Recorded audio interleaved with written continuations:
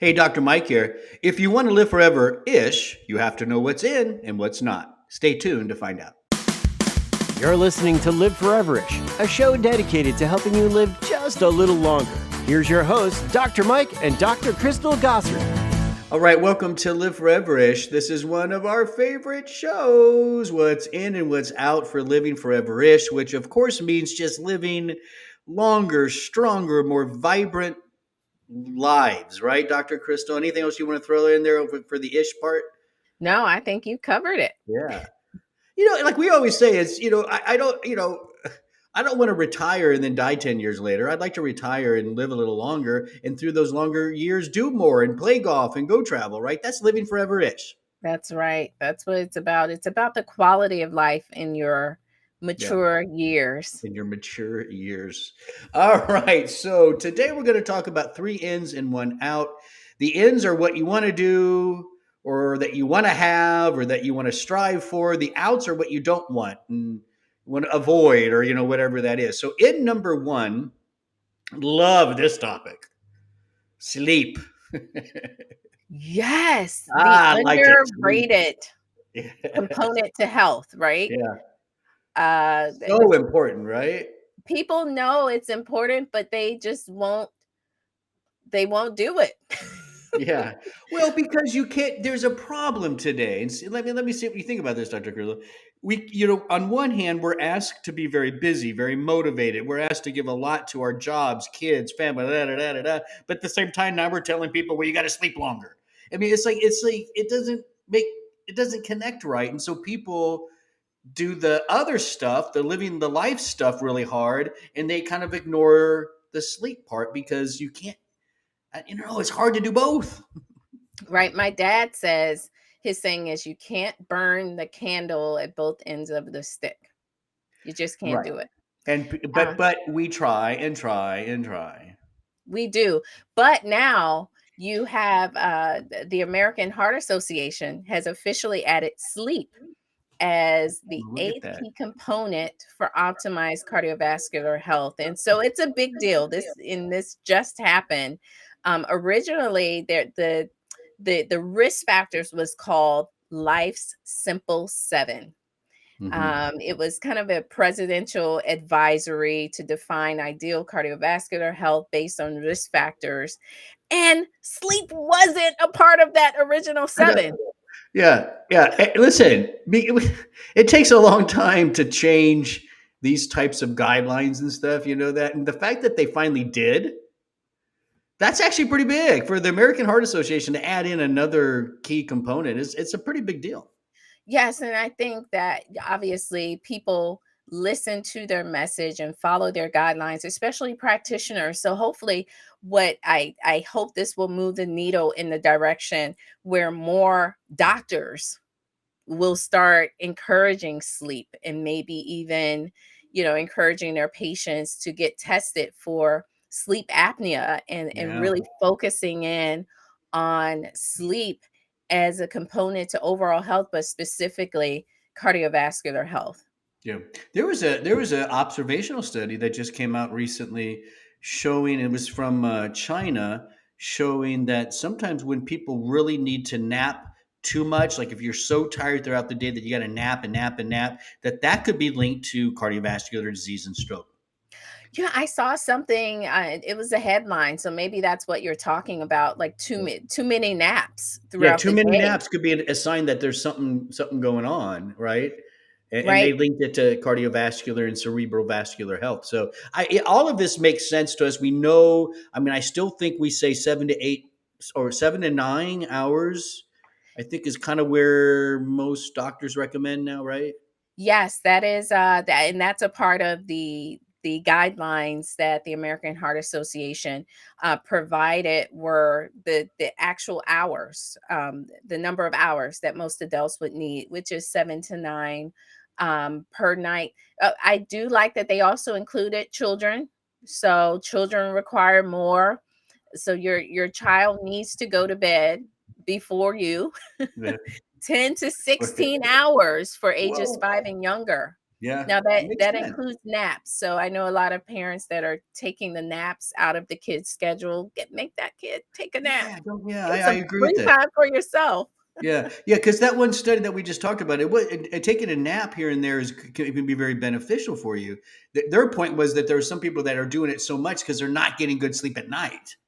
Right. Like there's a difference there, right? Hmm. So keep that in mind. Napping can actually be very very beneficial. We've talked about sleep, so many times. I think, but it's always helpful to use this moment to talk about sleep hygiene. Yeah. Just simple things. We've said it. Go to bed and wake up at the same time as best you can every day, Yep. Have a right? Like routine. have a Hmm. routine. Cut out the harsh lights, or get some dimmers that kind of come down as the sun comes down in your house, right? Yeah. Get Um, those timers. Remember I we got talked that. about the timer. Remember, I did that for Christmas gifts last year. Yeah. I sent some friends of mine who have sleep issues. I sent them these dimmers that follow. Based on where you live, East Coast, whatever, and it goes by the sun. And the dimmers bring the lights down inside as well. Yeah, Well, that's nice. yeah. Sleep cold, right? That was kind of a Yep. Get rid of the blue light from your tablets, your get rid of the phones, blue the lights. TV.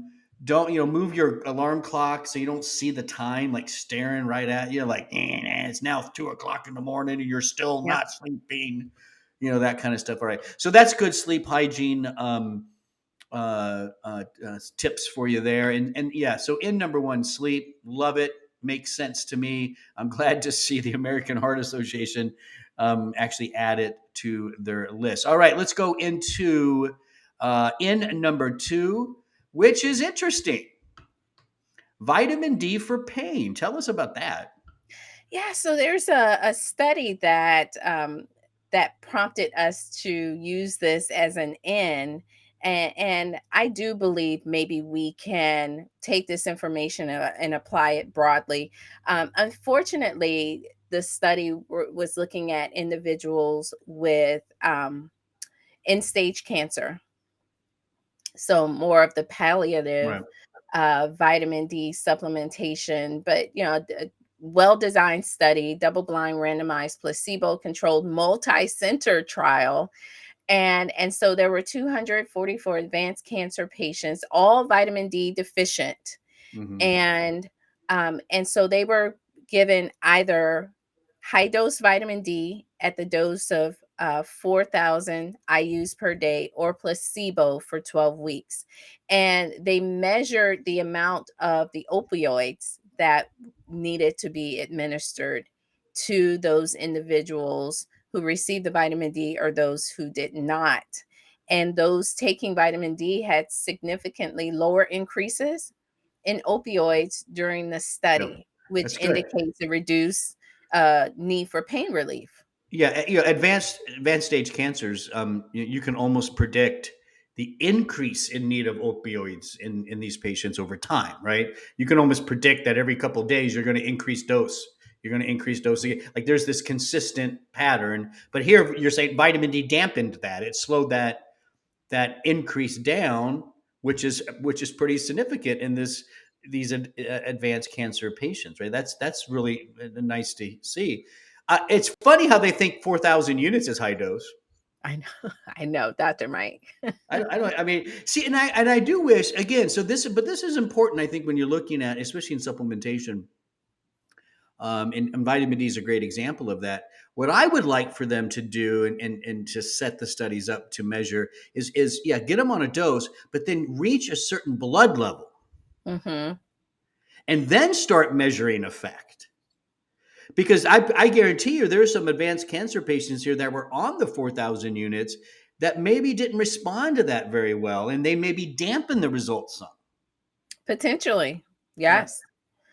So, but I think it's something to consider, especially for anyone who's dealing with chronic pain. And when you look at the type of pain that cancer patients are dealing with, yeah, there is the chronic pain is different than the acute pain, kind of yeah, what's happening right, in the body. So I would say if you are dealing with chronic pain, optimize your vitamin D. To me, for that's the sure. takeaway message. Yeah, We know that It's reducing the release of pro-inflammatory mediators in the body. And so, hey, give it a try.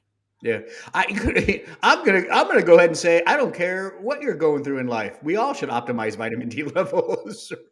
I mean, imagine those that have optimal levels and then unfortunately get something like cancer and whatever. They're most likely going to do a little better than those that aren't optimized, right? So why not? Right. Why not just keep it optimized? Vitamin D is so important. We've talked about this so much. Let's all optimize right now where we're healthy, and let's keep it optimized. Keep it optimized. Make sure you're testing. Ask your doctor to test your vitamin D. In number 3. Now some people may read this and go, wait, in number 1 was sleep. In number 3 is coffee. Yeah. Keep me up. This study that we're talking about is hot off the press, Dr. Mike. Yeah, I got it here. May 2022, right? Yes, light to moderate coffee drinking, which equates to about a half cup to 3 cups per day. That's actually a pretty big range. I know. That's a pretty big, yes. That's actually okay. Yeah. So I guess so moderate coffee is up. Like if you're drinking 3 cups, because most people still drink most of their coffee in the morning, right? I think that's fair to Yes. say. Yeah. So 2 to 3 cups is probably considered moderate in the morning. Over 3 is probably heavy. Where does espresso shots fall into this? I don't know, Dr. Mike. They Because that you know was that's the what I part do. of this study. I do my I think espresso shots. shots, plural. How many do you do, Dr. I do Mike? 2 shots every morning. Wow, so that's probably up getting close to what, 200 milligrams of caffeine? Do you I know? love it. About I don't 90, know. right? About 90 a shot, give or take. So I think that would put you in the I'm in probably maybe the upper moderate high consumption. upper moderate to high consumption. So I would say maybe have a shot, wait a couple hours, let Wait, that caffeine I'm not. metabolize a little bit and have it. I'm sorry, Dr. Crystal. I'm not asking for advice how to change my coffee drinking. Ooh, I'm. shut down, listeners. I did. You hear I'm that? sorry. Did I ask that? Look, I'm trying to help you to live forever ish. Ish. All right. Tell us about this study. Yeah, so the aim of the study was to look at the association between daily coffee consumption with all cause and cardiovascular mortality, as well as major cardiovascular outcomes. It is to date the largest observational study showing that drinking coffee is associated with a reduced risk of all cause mortality. For this study went on for 11 years. The researchers tracked data from over 400,000 individuals who did not have heart disease at the start. And so now they're tracking, if they develop heart disease, did they unfortunately succumb to that heart disease? What were the outcomes? And the researchers saw if you were in that moderate range, 12% lower risk of all cause mortality, 17% lower risk of dying from cardiovascular disease, as well as 21% reduction in the incidence of stroke.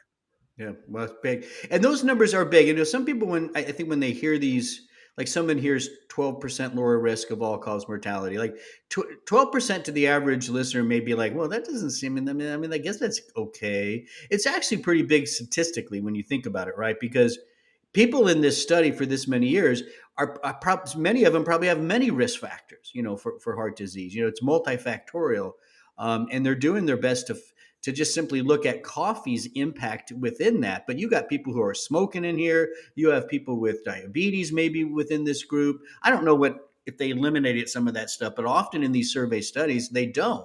And so a 12% drop just at look at coffee drinkers, when you put all those other risk factors that could be out there going on, that's actually huge. I agree, Dr. Mike, and it's something that we all enjoy. So Yeah. I think that the takeaway message is drink up.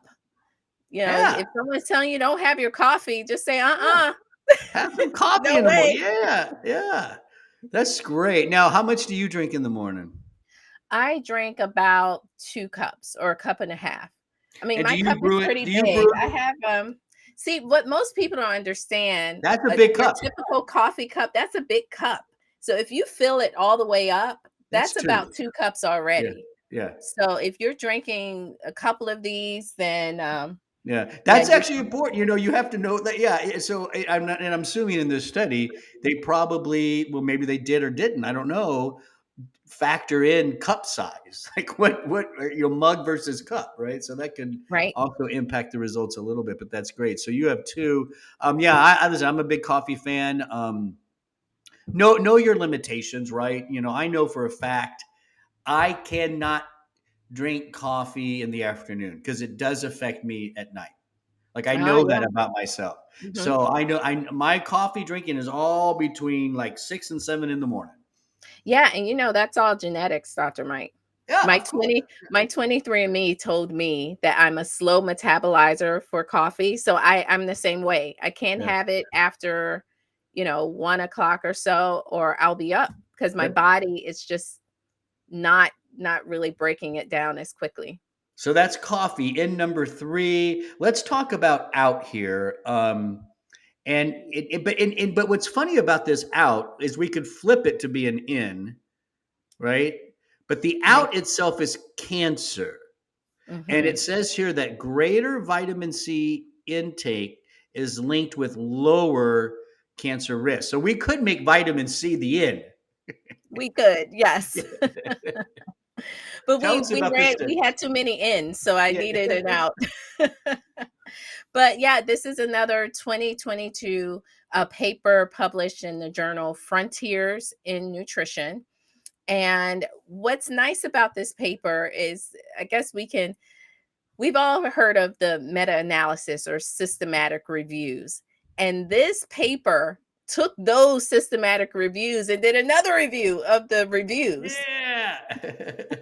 So it's called an umbrella review, and it was just based on the existing systematic reviews, meta-analysis, and just kind of look at that relationship. They looked at the relationship between vitamin C intake and incidence and outcome of multiple cancers.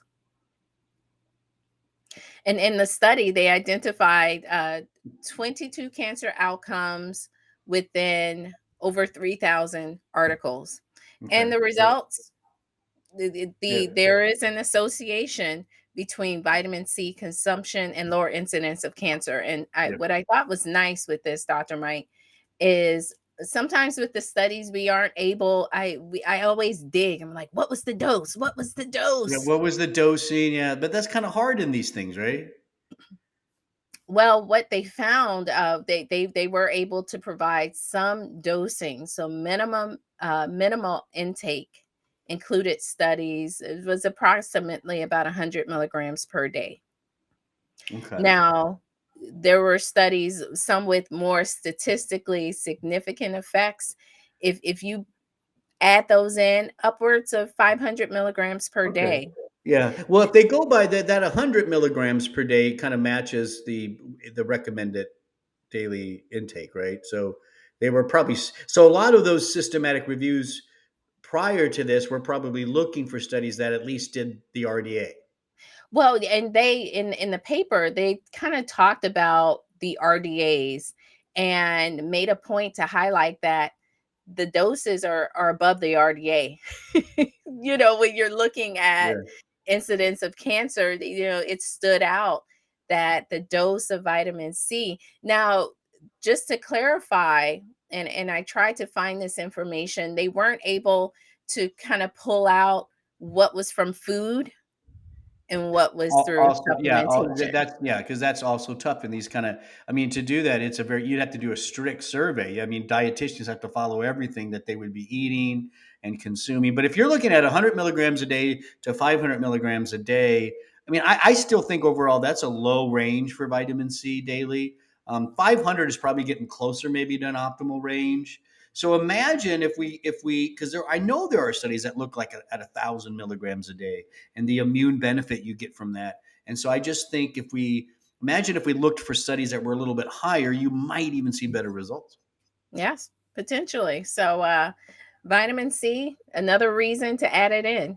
Yeah, that's great. Hey, there's 3 ins and an out, or it could have been 4 ins. However you want to look at it, right?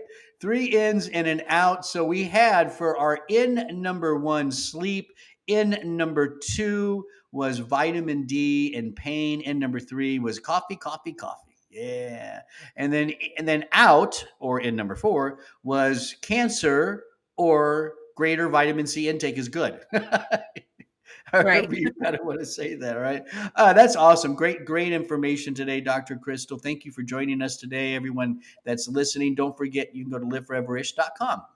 And right there, you can download a whole bunch of other podcasts. We love it when you do that. We also like it when you let us know and like and comment and share. And of course, subscribe so you never miss when we post a show.